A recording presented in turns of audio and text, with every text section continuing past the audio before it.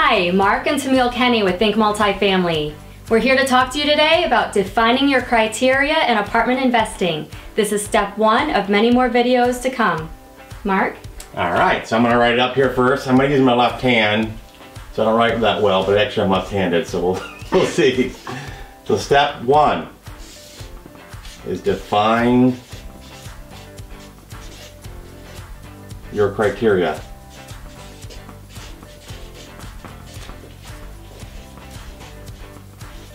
So one of the first things you want to ask yourself, in my opinion, if you're going to be defining criteria, is whether you're going to partner with somebody or not. I'll tell you why that's so important. So you ask yourself if you're going to partner. If you say no, then it's a pretty easy discussion, because that means you're limited to your own net worth and your own liquidity, which really just means that you're limited to 100% of your net worth for a loan. So a lender typically is going to want 100% net worth, and they're going to want 10% liquidity. If you're by yourself, it's easy. If you say, yes, I will partner with somebody, then it's open to whatever you want to do. You're not limited to your own net worth, you're not limited to your own skill set, you're not limited to your own connections, everything like that. So to me, that's the first question you have to ask yourself. And there are definitely pros and cons to choosing to partner or not partner. You just need to find out what those facts are and decide for yourself, yes or no, and move forward from there. Yeah, we partner a lot. We've had, one probably partnership that I wish we didn't have, but that will be a different discussion, one of the other steps. So what else, Tamiel? We also want to talk about where we want to buy the property. Do we want to buy the property in our own backyard, or do we want to look in another state? And there are pros and cons to buying in your own backyard, why you would or why you wouldn't. You also want to look at other physical attributes of the property.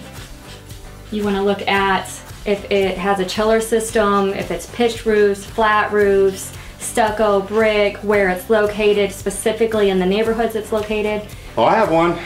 Some people may have never heard of a chiller. Right. So we asked a lot of people at an event we were at this weekend, and really no one knew what it was. So a chiller is, we have 208 units, for example, and we have one device, if you want to say, that heats and cools all 208 units. Right. So last year, July and part of August, a 3-week period, it went down.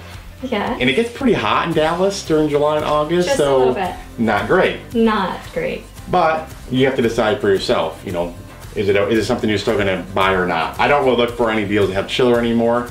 Doesn't mean I would never buy one, but I don't actually go there. But I think the key is to be very specific on your criteria. Yeah. So when I was looking for a wife, I said I wanted someone short, dark, and pretty, is what my criteria was. You're calling me short. So she has heels on right now. She's actually shorter than that. I call it vertically challenged. But I was very specific, and I got it. So be specific. So let's see what else. So third one would be, what's the third one, Tamiel? The third one is defining your goals. What that means is when Mark and I started looking at large apartment buildings, we were kind of looking at and analyzing every single deal that came across our desk. And when you do that, you tend to get burned out very quickly, because you can't possibly analyze well all those deals. You don't have a very strategic focus. So you need to decide, are you going after 10 units to 50 units? Are you going to go after 100 units to 200 units?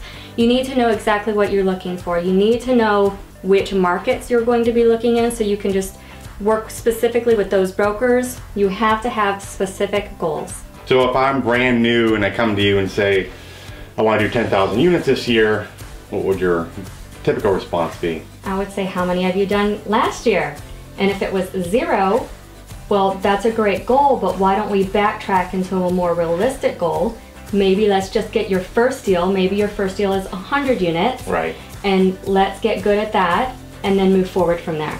Yeah, so we were in Denver this past weekend, talked to, I don't know, probably physically one-on-one, 100 people maybe, I don't know, a lot, probably, right? Yeah. And several people were like, well, multifamily, because it was a single family conference. They were like, well, 2 to 3 years from now I want to do multifamily. And to me, that's not really a goal either, frankly. If you want to do multifamily, you have to take the steps now. There's no reason you can't get involved much sooner than 2 to 3 years. Right. Now, whether that's 1 month, 3 months, you know, 6 months is probably more realistic in my opinion to really get it. So, but that's, so we want to define the criteria. Partnership, yes or no. Location, physical attributes, and then your goals. Setting realistic goals, that's right. That's right. So thanks for joining. Bye for now.